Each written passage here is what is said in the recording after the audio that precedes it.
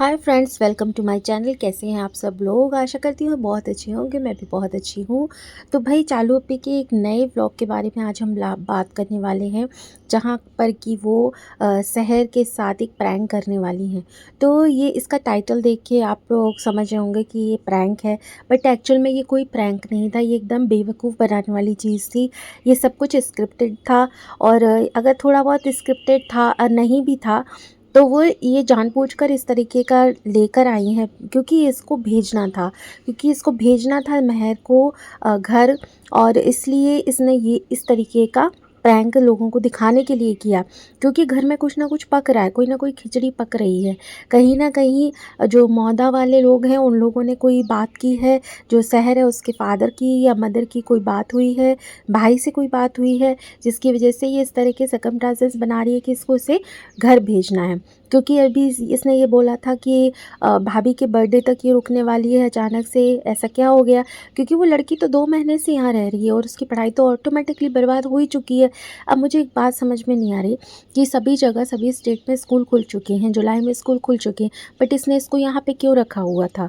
इसके पीछे कोई रीज़न होगा ना। ट्यूशन्स तुमने लगा दिया, चलिए ठीक है, लेकिन स्कूल की पढ़ाई तो होती है ना, स्टार्ट हो जाती है। वहाँ पे तो अटेंडेंस शॉर्ट होती है, तो एग्ज़ाम में बैठने की परमिशन नहीं मिलती है। ऐसा सिस्टम होता है, सभी जगह होता है।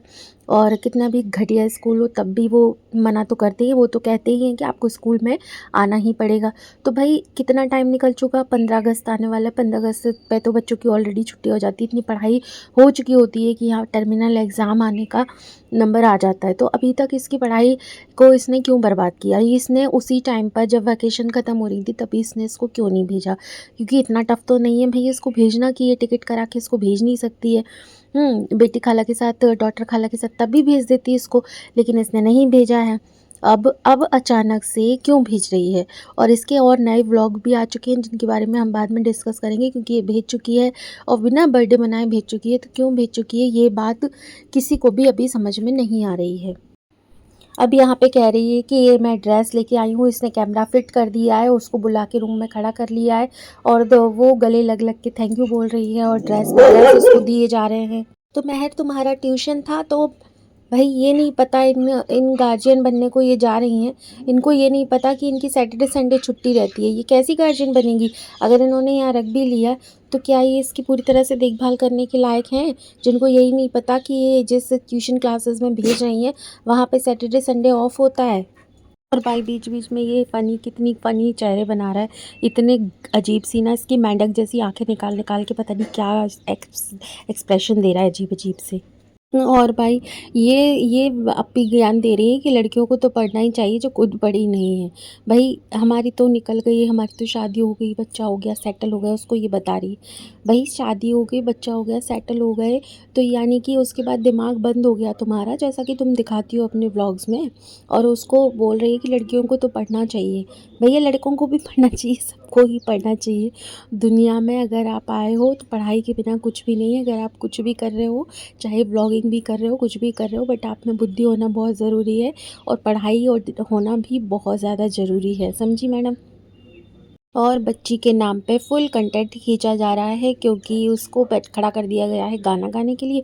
चलो गाना सुनाओ, गाना सुनाओ, उसको बोल दिया है पहले से, प्रिपेयर होके आ जाओ, कंघी वंगी करके आ जाओ, ताकि गाना सुनाया जाए, क्योंकि उससे पूरा कंटेंट निकाला जा रहा है भाई। उसके नाम पे उसकी हेडलाइंस यूज़ कर करके, उसकी टाइटल डाल डाल के उसके नाम पे कंटेंट खींचा जा रहा है। और मुझे एक चीज़ समझ में नहीं आ रही, ये लड़की हमेशा मुझे इसी टी शर्ट में नज़र क्यों आती है? इसको इतने सारे कपड़े इसने लपी ने इसकी लाके दे दिए हैं, तो ये लड़की बदल बदल के ड्रेसेस क्यों नहीं पहन रही है? इसने लिए तो बहुत सारे कपड़े लाके हैं इसको, लेकिन ये पहने मुझे हर वक्त इसी टी शर्ट में ही नज़र आ रही है, मोस्ट ऑफ द टाइम। तो ऐसी क्या वजह है भाई? ये क्यों ये एक टी शर्ट थैले जैसी लटकाए रहती है? और अगर उसको इस तरह के कपड़े पहनने में ही कंफर्टेबल लगता है, तो क्यों नहीं बालू अपी ने ला के इसको ऐसी टी शर्टें, ओवर साइज़ टी शर्ट्स ला के दे दी? तो ये तो इसने कॉर्ड सेट्स वगैरह ला कर दिए, तो इस तरह की टी शर्ट्सें क्यों नहीं ला कर दे दी इसने, जो इसको इस तरह से थैली जैसी लटका के घूमने में अगर मज़ा आता है, अपने से 4 गुना बड़ी वाली टी शर्ट्स पहनने में, तो यही ला के दे देती भाई, बदल बदल के तो पहन लेती वो। और ये बार-बार उससे कह रही है कि तुम्हारा डिसीज़न है, तुम्हारा डिसीज़न है, तुम बताओ, क्या वो इतनी बड़ी हो गई है अपना डिसीज़न देने लायक? भई वो बच्ची है, माइनर है, 16 ईयर की है, वो अभी डिसीज़न देने के लायक नहीं है कि उसे कहाँ रहना है, किसके साथ रहना है, आगे की लाइफ़ किसके साथ बितानी है। ये डिसीज़न उसके पेरेंट्स का है, भले ही उसकी माँ का ना हो, बट उसके फादर का है। तुम्हें उनसे डिस्कस करना चाहिए, ना कि इससे करना चाहिए। कि क्या मैं अपने मामू से डिस्कस करना चाहिए कि क्या मैं इसको अपने साथ रख लूँ? क्या मैं इसकी गार्जियन बन के रिस्पॉन्सिबिलिटी उठा लूँ? आपका क्या इसमें सहमत हो आप या नहीं हो? तो ये डिसीज़न पूछने का उनसे बनता है, ना कि इतनी छोटी बच्ची से। तो वो उससे पूछ रही हो, वो क्या बताएगी? वो सही गलत समझती है क्या अभी? उसको तो तुमने मैनिपुलेट कर दिया है। उसको सही गलत की समझ तुमने नहीं रहने दी। क्या होता है, इस उम्र के बच्चे ऐसे होते हैं कि उनको जो गिफ्ट्स दे, उनको जो अच्छे अच्छे से ट्रीट करे, ये वो उसी की तरफ झुक जाते हैं। इसीलिए कहा जाता है कच्ची उम्र में बच्चों को बहुत संभालने की होती है। कच्ची उम्र जो होती है कच्चे घड़े की तरह होती है, उसको बहुत जल्दी वो बातों में आ जाते हैं। इसीलिए बड़ा संभाल कर, चाहे बेटा हो चाहे बेटी हो, इस उम्र में उनको बहुत ज़्यादा संभालने की, बहुत ज़्यादा केयर की ज़रूरत होती है। तो वो बहुत बच्ची है अभी, उसको तुमने ऐसे मैनिपुलेट किया है कि तुम उसको दिख रहा है कि मैं अगर यहाँ से लड़ भिड़ कर जा रही हूँ, अपने पेरेंट्स की बुरी बन के जा रही हूँ, तो मुझे कहीं कहते हैं ना, किसकी शह पे इंसान इतना उचक रहा है। एक कहावत जैसे कहते हैं ना कि किसकी शह पर तुम ये सब कर रहे हो, यानी किसके सपोर्ट की वजह से तुम में इतनी ताकत आ गई है। तो यहाँ पर जो शहर है उसको ना एक पता है कि उसकी जो ये भालू अपी है, इसका उसे पूरा सपोर्ट है। वो कुछ भी करेगी, वो तो वहाँ तो उसके लिए दरवाजे हमेशा खुले हुए हैं, और मैं वहाँ जाऊँगी, बढ़िया-बढ़िया खाऊँगी, पीऊँगी, गिफ्ट्स मिलेंगे, आज मज़े से रहूँगी, घूमूँगी फिरूँगी, मुंबई जैसी जगह में रहूँगी, आराम से अपनी लाइफ़स्टाइल बढ़िया जीऊँगी, रेस्टोरेंट्स का खाना खाऊँगी। तो वो लड़की मैनिपुलेशन में आ चुकी है, वो इनकी बातों में आ चुकी है, और इसीलिए उसको अपने पेरेंट्स की कदर अब नहीं बची है। इन्होंने उसका इतना ब्रेन वॉश कर दिया है गिफ्ट्स दे दे के, चीज़ें दिखा दिखा के, कि उसके लिए अपने पापा की कोई वैल्यू नहीं बची है। होता है ऐसा, इस एज में बच्चों के साथ ऐसा ही होता है, और इस चीज़ का फ़ायदा उठा रही है ये भालू अपी, उसके नाम पे कंटेंट खींच रही है और कुछ छोटे मोटे उसको गिफ्ट्स देती रहती है, जिस वजह से वो लड़की इसकी हो गई है पूरी तरह से। हाँ, फ़नी, आपको नॉलेज है ना सिंगिंग की, आप बताओ इसने कैसे गाया? और ये बड़े तेज़ मारका सिंगिंग के बहुत बड़े सिंगर सोनू निगम बन रहे हैं। वो बता रहा है कि सुर ताल थोड़ा गड़बड़ था, ऊपर-नीचे था, प्रोनाउंसिएशन गड़बड़। तो भैया बचा क्या? यही तो होता है, सुर ताल भी होना चाहिए और जो वर्ड्स आप यूज़ कर रहे हो वो सही होना चाहिए, तो फिर बचा क्या? तो ये ज्ञान देने आ गए हैं कि ये बहुत बड़े वाले सिंगर बन रहे हैं भैया। मुद्दे की बात ये आती है कि इसका करना करना क्या है, उसका क्या करना है, कोई सामान है कि उठा के यहाँ से वहाँ रखना है। कह रही है कि छोटी जगह में ऐसा होता है कि 15 जुलाई 20 जुलाई तक स्कूल स्टार्ट ढंग से होते हैं, वैसे तो 1 जुलाई से खुल जाते हैं। भाई ऐसा तो नहीं देखा मैंने अभी अभी तक, मतलब पहले होता था, हो सकता है पहले होता हो, लेकिन अब ऐसा नहीं होता। छोटी जगह में भी 1 तारीख से स्कूल खुलते हैं, तो ज़्यादा से ज़्यादा 2-3 दिन के अंदर वो एक अपने रिदम पे आ जाती है पढ़ाई, और बच्चों की पढ़ाई होने लगती है। और जो बच्चे सीरियस होते हैं ना, वो खुद से ही पढ़ना स्टार्ट कर देते हैं। वो इस चीज़ का वेट नहीं करते, और ये इतनी छोटी क्लास में नहीं है कि ये टीचर्स के ऊपर डिपेंड रहे कि वो ABCD बोलेंगे और हाथ पकड़ के लिखवाएंगे तभी लिखा जाएगा। इतने बड़े बच्चे खुद से सिंसियर होते हैं, ट्यूशन्स वहाँ पर भी लग जाते हैं, और उसके बाद आपके स्कूल पे डिपेंड कोई बच्चा नहीं रहता। इस उम्र के बच्चे स्कूल पे डिपेंड कहाँ रहते बताइए आप? बच्चे आजकल सब मोस्टली बच्चों की ट्यूशन होती है, ये अलग बात है कि कुछ ऐसे होते हैं जिनको ट्यूशन की ज़रूरत नहीं होती, जस्ट लाइक माई सन। वो उसका कोई ट्यूशन नहीं लगाया है, वो 7th क्लास में। और हाँ, एक 7th क्लास से बात याद आई कि ये लड़की 16 ईयर की है, और ये 6th या 7th क्लास में। तो भाई कैसे 15-16 ईयर का बच्चा 10th क्लास में पहुंच जाता है? इतना पीछे क्यों पढ़ रही है ये लड़की? मेरा बेटा 13 ईयर का है, वो पढ़ रहा है 7th क्लास में, 12th और 13 के बीच का है वो पढ़ रहा है 7th क्लास में, और ये लड़की 16 की होकर 7th क्लास में पढ़ रही है। ये बात मुझे कुछ समझ नहीं आई, किसी को पता हो तो बताइएगा। और ऐसा नहीं है कि उसने LKG नर्सरी ये सब नहीं किया, मेरे बेटे ने सब कुछ किया है, नर्सरी से LKG UKG जो भी होता है वो सब कुछ किया है, और उसके बाद भी वो 7th क्लास में है। मैंने कोई भी उसको जंप नहीं कराई है क्लास, लेकिन ये लड़की इतना पीछे क्यों पड़ रही है? 16 की एज पे तो बच्चे 9-10 में पहुंच जाते हैं। कौन डांटेगा, इस डर के कारण इसने पढ़ाई ही नहीं की। तो भाई इसके फादर तो हैं और वो ध्यान नहीं देते थे। तो मुझे जहाँ तक पता चला है, इसकी जो स्टेप मॉम है वो इसको स्कूल तो भेजती नहीं थी, और अभी तक भी उन्होंने भेजा है, तभी तो ये 7th क्लास में आई है, क्योंकि इसकी रियल मदर तो इसको बहुत छोटा सा हॉस्पिटल में ही छोड़कर चली गई थी, ऐसा सुना है। तो इसकी स्टेप मॉम ने ही तो इतना बड़ा कर दिया ना, कि आपने कर दिया, आपने तो नहीं कर दिया। उनकी दादी ने और जो स्त्री ताई चाची हैं उन्होंने मिलके किया है। तो स्कूल तो वही भेजती होंगी ना, लंच तो बना कर देती होंगी ना, ऐसा तो नहीं हो सकता। बट अभी ये उनकी बात सुनती नहीं है, मेन बात ये है। अब इसने उनकी बात सुनना बंद कर दिया है, क्योंकि ये आपके मैनिपुलेशन में आ चुकी है, इसलिए ये अपनी मर्जी की मालिक हो गई है। और अब ये कहने लगी है कि मुझे नहीं उठना, हमें नहीं जाना, हम नहीं जाएंगे स्कूल, हम तो सोएंगे। और जहाँ बैठकर ये ज्ञान दे रही है भालू आपी, आप इसके हाथों की तरफ देखिए। मतलब ऐसा नहीं है, मैं ये नहीं कह रही कि मोटे ही है इस वजह से इसके हाथ, मतलब मैंने मोटे लोगों के भी हाथ देखे हैं, बट इसके हाथ कुछ अजीब से मोटे हुए हैं। मतलब कलाई के बाद सीधा एकदम से गोल से हो गए हैं। मतलब इसीलिए ये जो चूड़ियाँ पहनती है ना, इसकी चूड़ी कोई भी पीछे तक नहीं जा पाती और कभी खनकती नहीं इसके हाथों में, क्योंकि इसकी कलाई ही है ही नहीं। मतलब हथेली के बाद सीधा सा गोलाई है, मोटाई है हाथ में। फिर मोटे लोगों की भी कलाई होती है लड़कियों की, बट इसके हाथ कुछ अजीब ही बनावट के हैं, बहुत मतलब देखने में बहुत अजीब लगते हैं।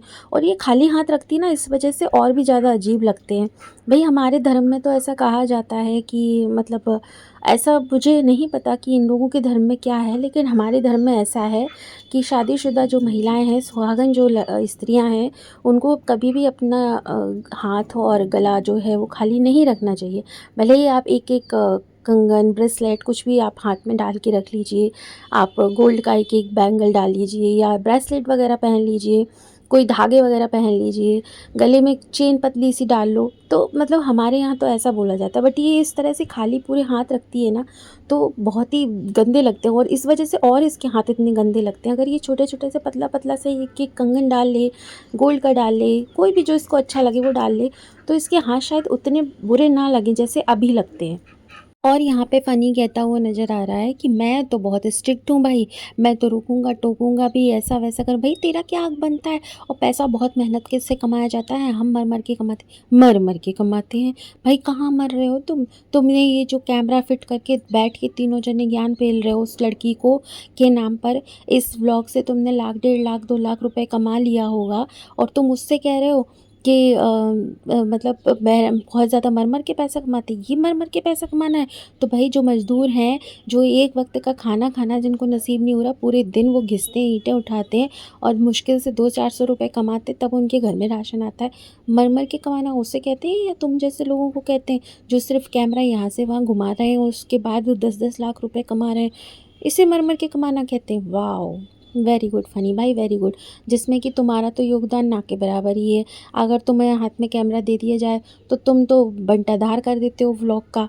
तो भाई जो कुछ भी कमा रही है ना, वो तुम्हारी बीवी ही कमा रही है, चाहे वो मर के कमा रही हो चाहे हंस के कमा रही हो, पर कमा तो वही रही हो। और तुम तो खुद अपने ब्लॉग में एक्सेप्ट कर चुकी हो कि हमारा जो खास जो हमारे मेन सोर्स ऑफ इनकम है वो हमारी व्लॉगिंग ही है।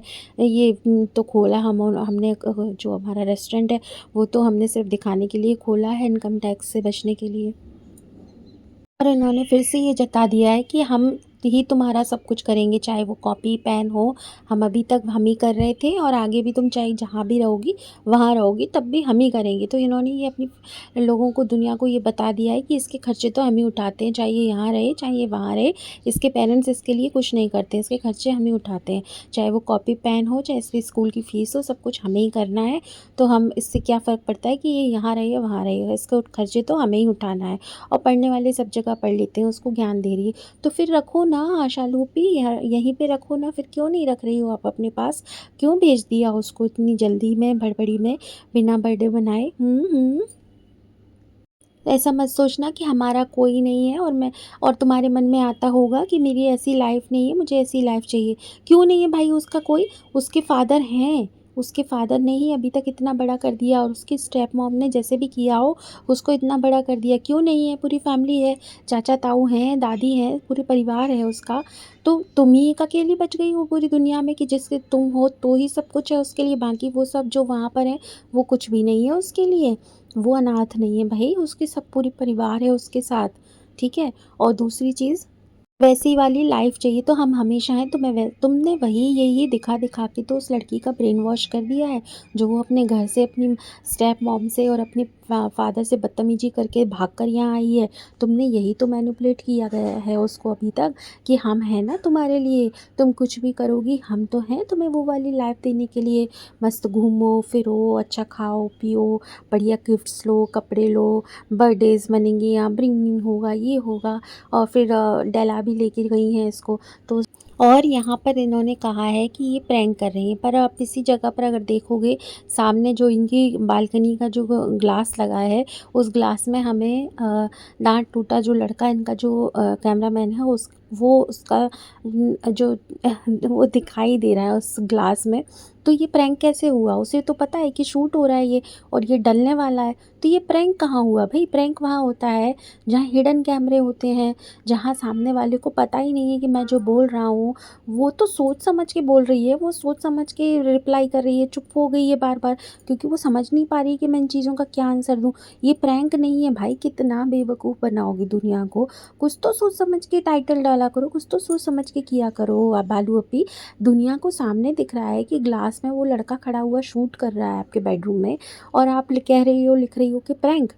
प्रैंक कैसे होता है? पहले सीख लो, पहले समझ लो खुद कि प्रैंक ऐसे नहीं होता है। प्रैंक में सब कुछ हिडन होता है, सामने वाले को पता नहीं होता। यहाँ पर उसको पता है कि ये शूट हो रहा है, और वो बिल्कुल समझ कर, सोच कर बोल रही है एक-एक शब्द। आप उस लड़की के मैनिपुलेशन की हद देखिए कि वो साफ कह रही है कि मुझे किसी से नहीं पूछना है, मुझे खुद डिसीज़न लेना है। भाई, इतनी छोटी बच्ची है, उसे क्यों नहीं पूछना? उसे अपने फ़ादर से डिसीज़न ले नहीं लेना? क्यों नहीं लेना? भाई माइनर है अभी वो अपने आप डिसीज़न लेने लायक हो गई कि उसे कहाँ और कैसे किसके साथ रहना है। ऐसे तो छोटा बच्चा कहीं भी चला जाए, किसी भी लड़के को किसी को पसंद कर ले, उसकी फैमिली में जाके रहने लग जाए कि मुझे तो इससे शादी करनी है आगे जाके, और मुझे तो इसी के साथ रहना है। ये क्या बात हुई? ये कैसे पॉसिबल है भाई? इतनी छोटी बच्ची वो कैसे अपने आप डिसीज़न ले सकती है कि मैं खुद से डिसीज़न लूँगी, मुझे जहाँ जिसके साथ रहना है उसके साथ अपनी लाइफ़ जीऊँगी। भले ही आप रिलेटिव हो उसके, लेकिन फिर भी आपको उसके पेरेंट्स से पूछना पड़ेगा कि हम इसको अपने साथ रख सकते हैं कि नहीं लाइफ़ टाइम के लिए। तो रिव्यू बहुत बड़ा हो रहा है, इस वीडियो को यहीं पर एंड कर देती हूँ। अगर पसंद आए तो लाइक शेयर सब्सक्राइब करके, और आप अपनी ओपिनियन भी दीजिएगा, और कमेंट सेक्शन में ज़रूर लिखिएगा कि आपको मेरी जो भी रिएक्शन है वो कैसा लगा। ये व्लॉग अभी आगे और कंटिन्यू रहेगा, क्योंकि आगे ये बता रहे हैं कि इनके साथ कोई फ्रॉड हो गया है, तो इसके बारे में हम आगे डिस्कस करेंगे नेक्स्ट वीडियो में। तब तक के लिए बाय बाय।